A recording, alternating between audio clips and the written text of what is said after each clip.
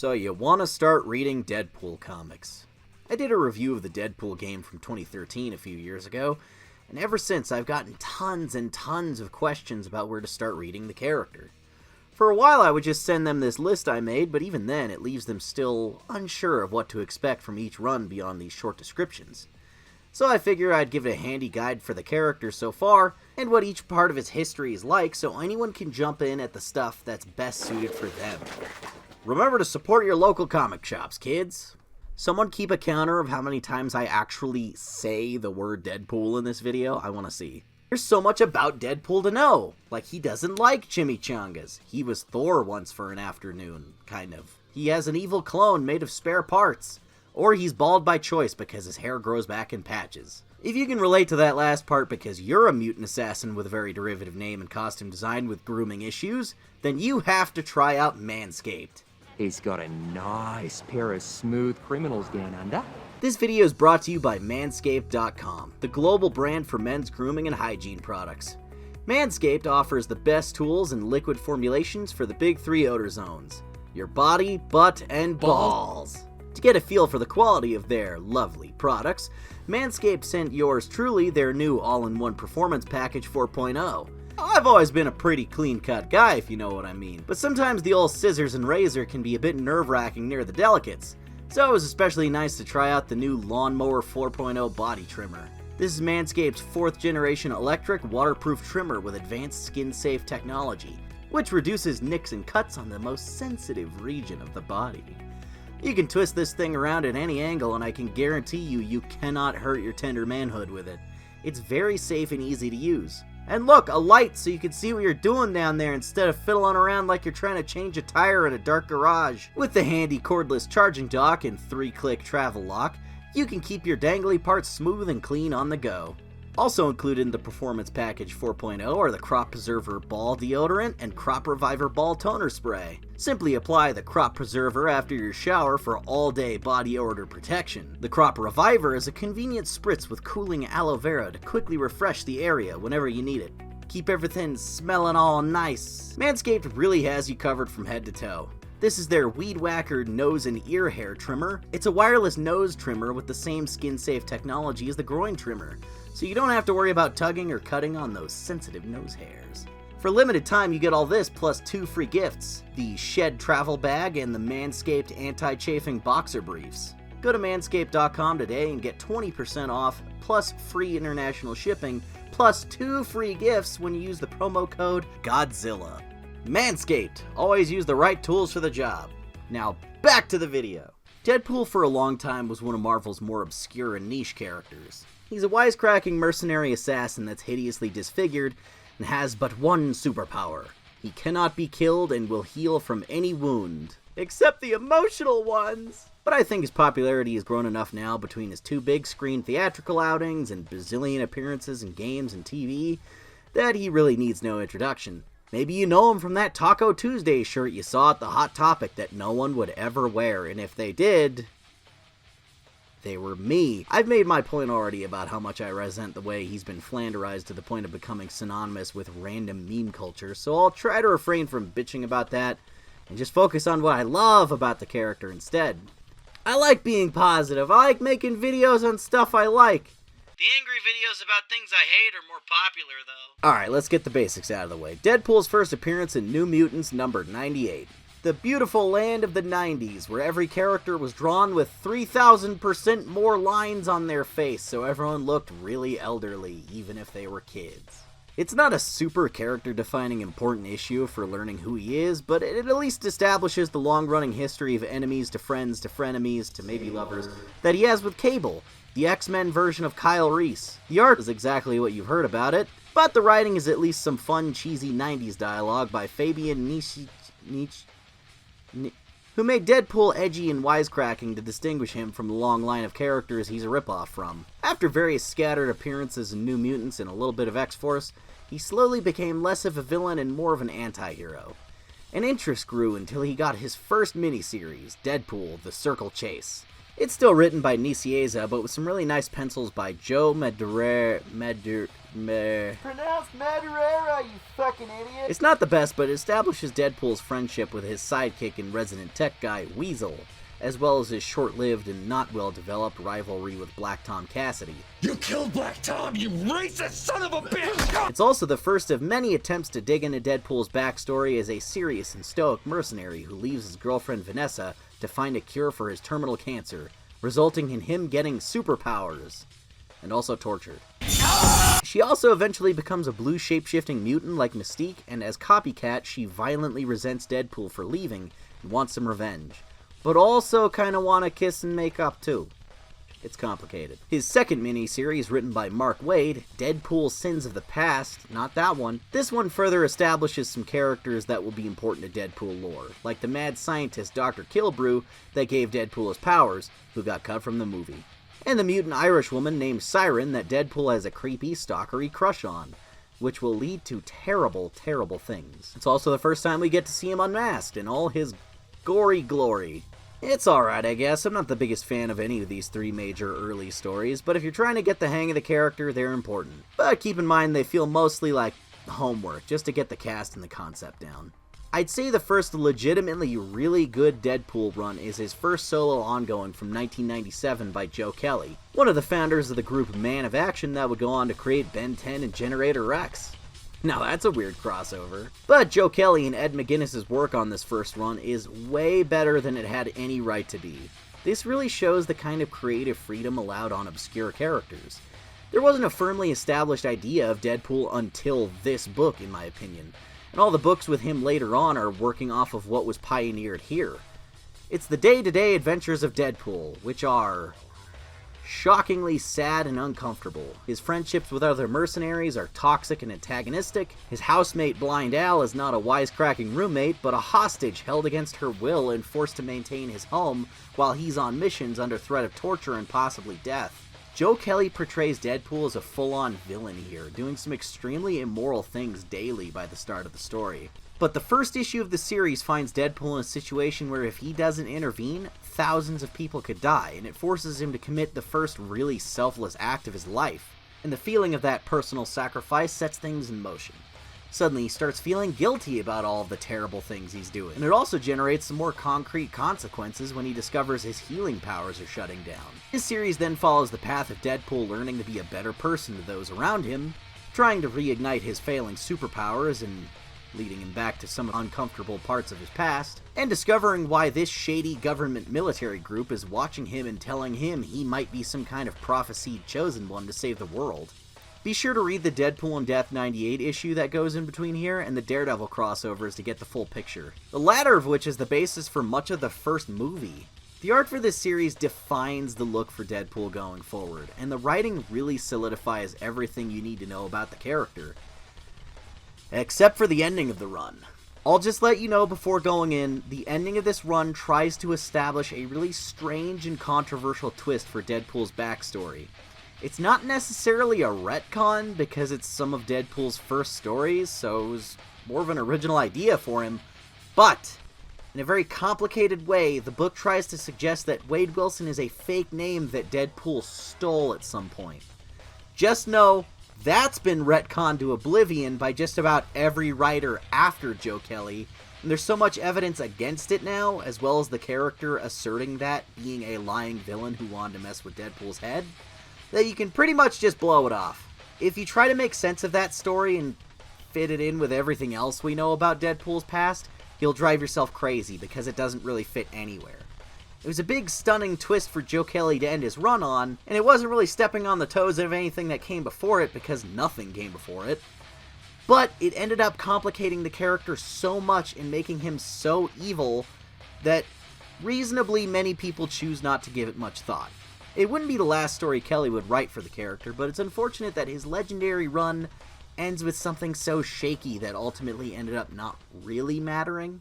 I can comfortably say that the following writers of the series were a poor choice and didn't contribute much to Deadpool's history that's worth really looking into. Christopher Priest and Paco Diaz's short-lived term on Deadpool had him getting kidnapped by Loki, being falsely led to believe Loki is his father as part of a plot to mess with Thor, and then he's cursed by Loki to have Tom Cruise's face. Yes, actually Tom Cruise. They spelled it wrong to avoid legal trouble. They always do that, but just look at him. He goes and lives with two other supervillains in an apartment, and it turns into a weird kind of supervillain sitcom where Deadpool becomes the straight man while everything else around him is absurd and comical, and he's just tired and grouchy. It's really weird, and a lot of this goofy stuff is happening as an attempt to give another window into Deadpool's childhood, but much like the Joe Kelly run, all of this would later be discounted entirely, and I don't mind because it's not that compelling or original. I will say, however, that the dialogue is at least really funny, and it still gets a laugh out of me. So it has that going for it. If you want something funny that you could kind of just pretend is not canon, then yeah. But these books aren't super important for knowing the full scope of the character. It's kind of a weird aside. You can skip these issues and just go straight to issue 46. Now, the team of writers will switch around a lot, but these are generally really solid Deadpool stories with a nice balance of the dark and funny tone. It's kind of ironic there's a book in here where he gets buried alive. You can stick with this all the way until the final issue in the original Deadpool series. Issue 69! I guess that couldn't be more fitting. Gail Simone's final arc for the series sees Deadpool accidentally becoming a very famous and well-respected mercenary after assassinating 5 deadly crime bosses while falling through a skylight. But this leads him to a rivalry with a more old-school assassin named the Black Swan, who wants to destroy Deadpool from the inside out. The art in this portion of the series by the guys at Udon Entertainment is fantastic. It's a nice blend of realism and this sort of manga-influenced style. It ends on an interesting cliffhanger that makes you wonder if Deadpool might have been finally killed because he's a character barely anyone knew about. He managed to make it almost 70 issues though, so his fanbase was small but really dedicated. This cliffhanger is resolved in Agent X. Yes, this is actually crucial Deadpool reading, this guy you've never heard of. Agent X looks kind of like Deadpool, acts like Deadpool except a bit nicer and more ambitious with his career, and has similar skills to Deadpool, but he doesn't know who he is. Everyone assumes he might be Deadpool, but they aren't sure either, and ended up just treating him as a new guy named Alex Hayden, aka Agent X. The Udon art and Gail Simone writing continue, and this is a really fun miniseries that sets up some great recurring characters from the next few Deadpool arcs. And it ultimately has a really great payoff. I wish this part of the history was more well known and Alex Hayden would be brought back in more books because he's great. At the very least, he should be an alternate costume for Deadpool in video games going forward. Now our boy is in his first shared ongoing with Cable. Not much to say about this one other than it's really good. It's Fabian Nizieza's best work with the character. His bromance/burning hatred of Cable is really well developed. It introduces a few jokes, side characters, and running gags that became synonymous with the character. I would say a lot of what people know about Deadpool came from this run. Hey look, ironically, this is the first issue of the book that Ryan Reynolds ever read. This is in 2004. I didn't know who Deadpool was, and he said, trust me, if they ever make a movie about Deadpool, you're the only guy that can play Deadpool. The first issue I opened up, I'm not making this up, I was on the panel. Like, somebody asked him what he looks like. He says, I look like a cross between Ryan Reynolds and a Shar-Pei. It's just a must-read for Deadpool fans. Although, ironically, Deadpool sort of takes over the series and Cable becomes a less and less important part of the run until he just disappears entirely for a little bit. And it's just a Deadpool book that heavily references Cable. This is sort of symbolic of the character's popularity with time because Cable was never meant to be this guy's sidekick. If anything, it was supposed to be the other way around. Look, they even switched their names on the future crossovers. The way Deadpool is drawn in the series has really stuck with the character and become his most definitive look, with the pointy hood on the back and the seams on his mask eventually being translated into the live-action movie costume. I think these were good changes because they really helped to further distinguish him from being like a ninja Spider-Man. They're subtle, but they help. Finally, we get to the stuff that a lot of people are mixed about. I'm going way out of order here, but it'll help clarify some canon things, so you aren't confused like I was. Deadpool Annual number 1 from 2013 explains why, for a while, he had an extra voice in his head with a different color and font. Just like, read these pages, then stop, then read this Wolverine arc. This is the first story that really explored Wolverine and Deadpool's relationship.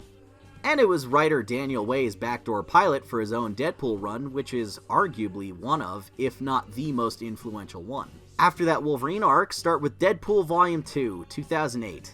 It's entirely written by Daniel Way with a rotating but relatively consistent art team for 63 issues. This run tries to redefine Wilson's origin yet again, but it gets strangely muddled and confusing again. The strengths of this run are how thoroughly it establishes Deadpool as an unpredictable and competent foe for any and all superhero characters he encounters.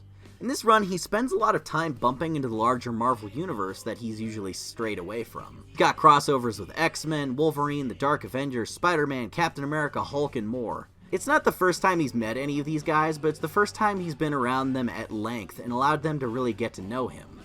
The main focus of this run is Deadpool examining his suicidal tendencies and depression, as well as why he tends to push people away that get close to him. I find the crossovers and more introspective character-driven stuff really fascinating, but at times the sense of humor in this book starts to skirt the line of meme pool, and I can understand why a lot of people are very irritated by this run. It's not for everyone, but I wouldn't say you should skip it either way. This is also when Deadpool's popularity first started to spike after... oh god. And he had like 4 ongoings at once for the first time. Deadpool Team Up is pretty much exactly what it sounds like, nothing important happens there, but Deadpool Merc with a Mouth is a great 13-issue miniseries that has some ties to Marvel Zombies, and does the hero teaming up with his multiverse variants thing before Dan Slott's Spider-Verse came out. Now, after all that, read these pages of that annual.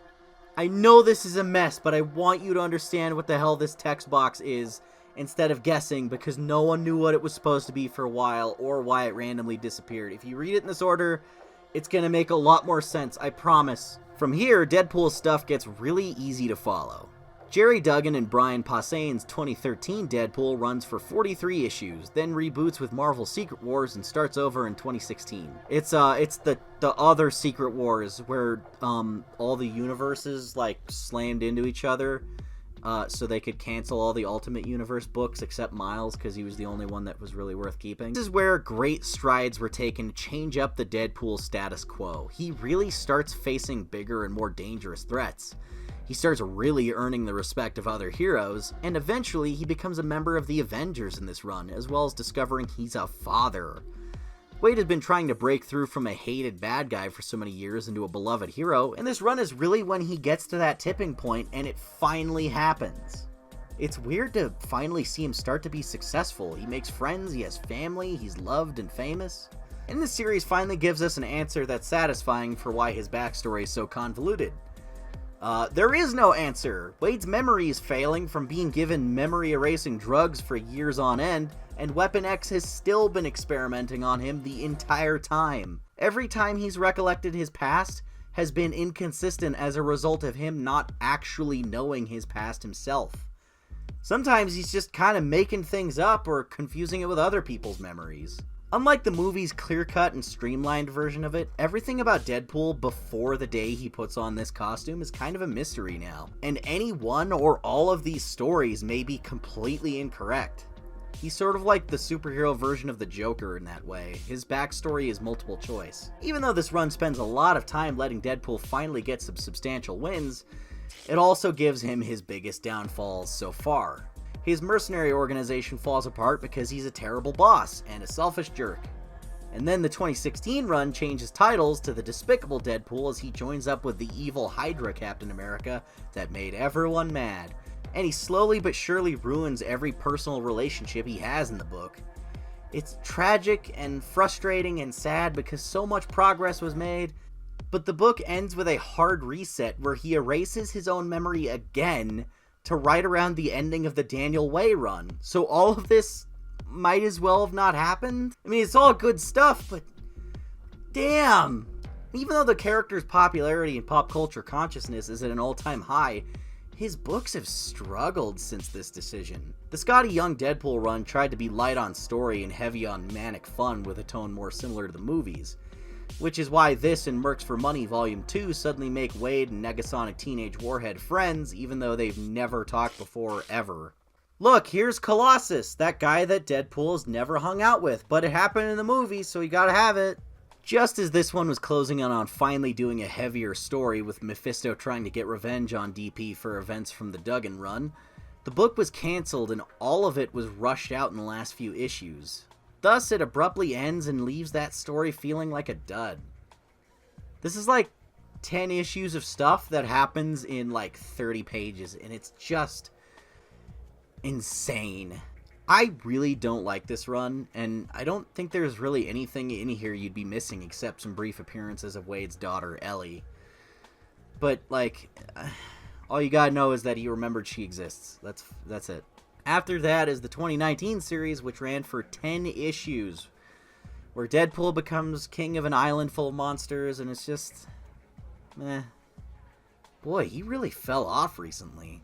That series ended in January 2021, and he hasn't had an ongoing since. After like 30 straight years of consistent books, there's hardly anything.